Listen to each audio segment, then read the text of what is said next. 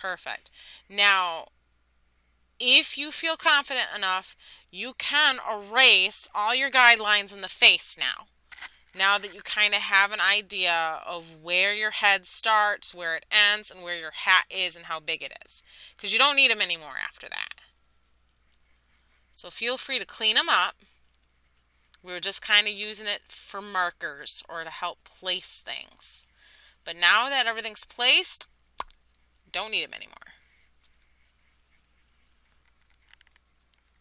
And if some of your stuff, is still showing, just worry about the white part of the face. Everything else, your shading is going to go right over that. So I wouldn't get too hyped or too concerned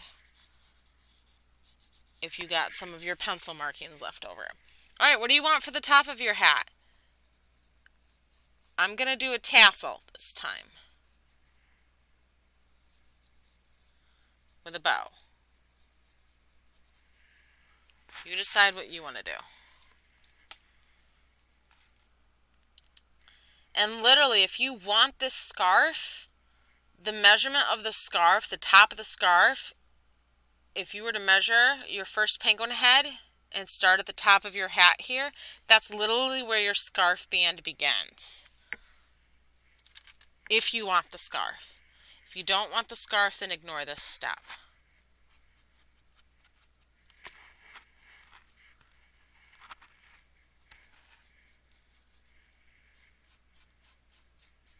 And the scarf is literally a tubular shape like we had last time.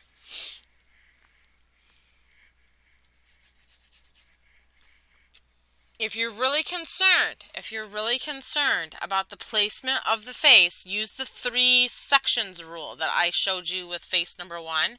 If you're really concerned about that, go ahead, use a slanted kind of center axis guideline because his head's slanted or his head's tilted.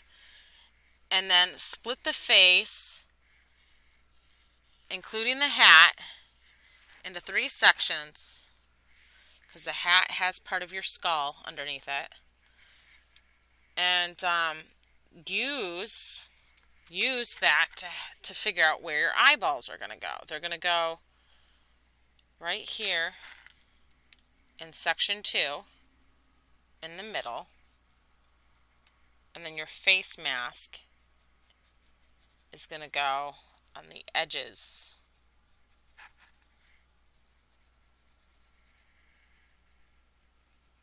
And if you want that kind of diamond beak, you can go for it.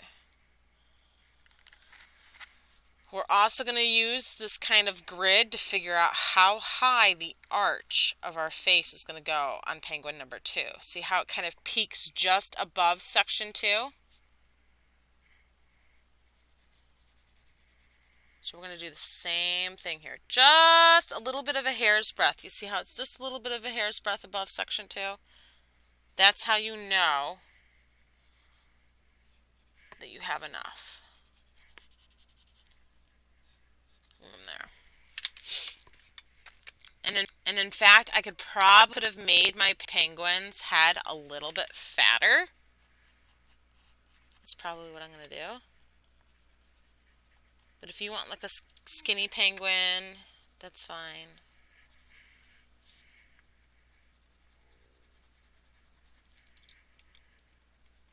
I'm not really going to worry too much about my pencil lines being left over in the black markings of the body because my shading is going to cover that.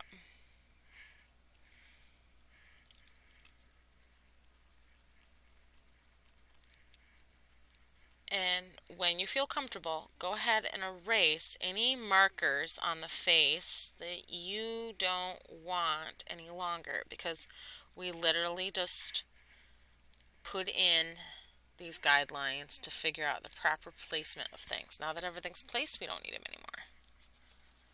Alright, give me a thumbs up or number 1 when you're ready to complete your penguin's body. The rest is going to be like easy street from here.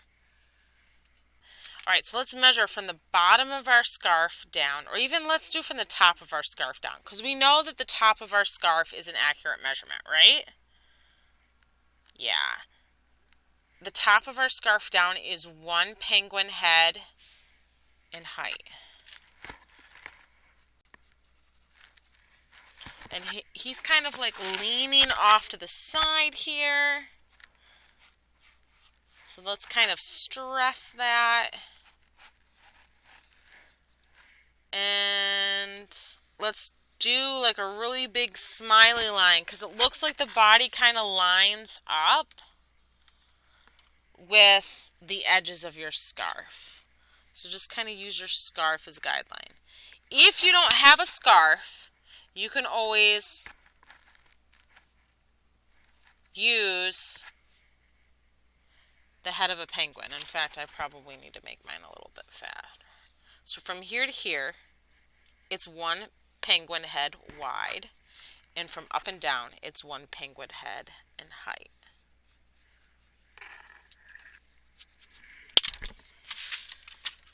La la la la la la la la la la.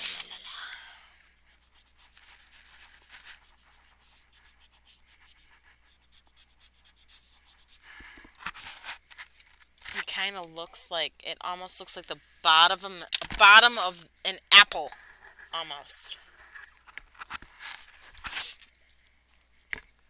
It kind of looks wrong because we're missing the foot. Let's quick put that foot in there. It's literally a pinky pad in height, right here.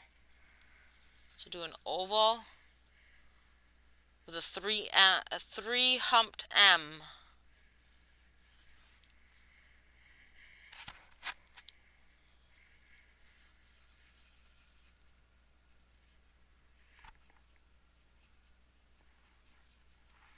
All right, how's everyone feeling? It looks better now that we have those feet in there, right? Yeah.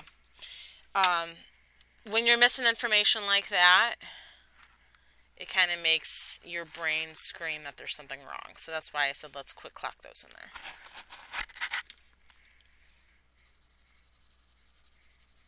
Add your body markings. Ooh, this guy's chubby. He's cute though.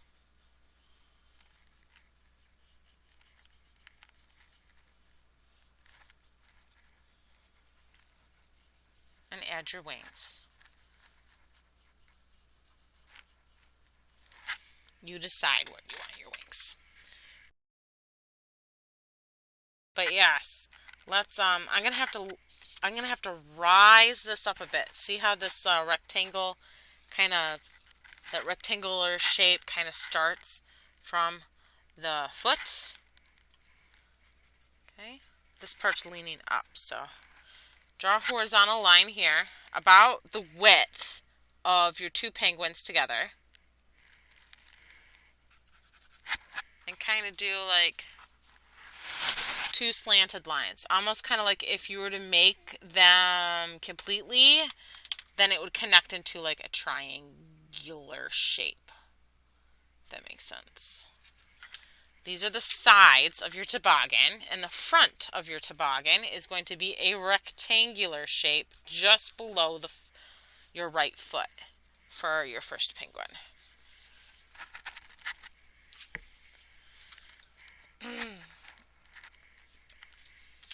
And the feet of the toboggan are like rounded triangles, right? About maybe a pinky pad high for each and a pinky pad wide for each. So it's kind of, their little humps are maybe about 1/4 of an inch down from your rectangle.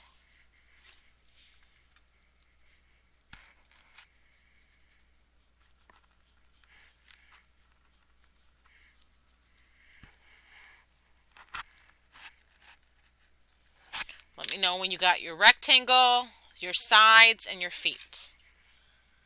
We're dealing with a little bit of a thing called foreshortening and perspective. That's where your lines kind of vanish out and away from the viewer and kind of converge into one singular point. That's why it's called one-point perspective. All your lines are going to one area. You're literally going to do that. Oh, ooh, wait.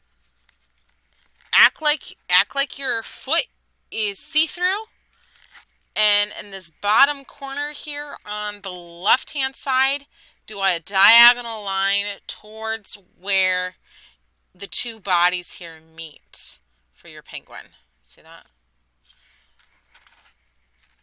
I want you to kind of do this with all of your angles for your foot.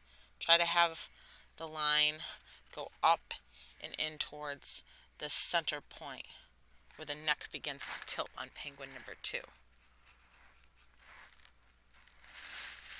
This is called perspective. It's really tricky. It's going to bother you because your brain's going to be like, oh my gosh, that's not right. That's not right at all. Erase all your lines inside your feet and that will fix that problem, okay? Because your brain is going based off of previous experiences, and you probably haven't seen see-through toboggan legs ever in your entire life. So your brain's probably like, oh my gosh, that's not right.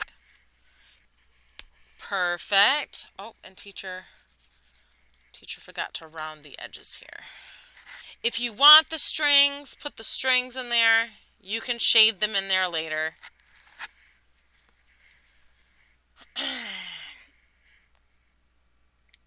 That's the hardest part of your drawing. You guys get to choose the background, all right? I'm just going to put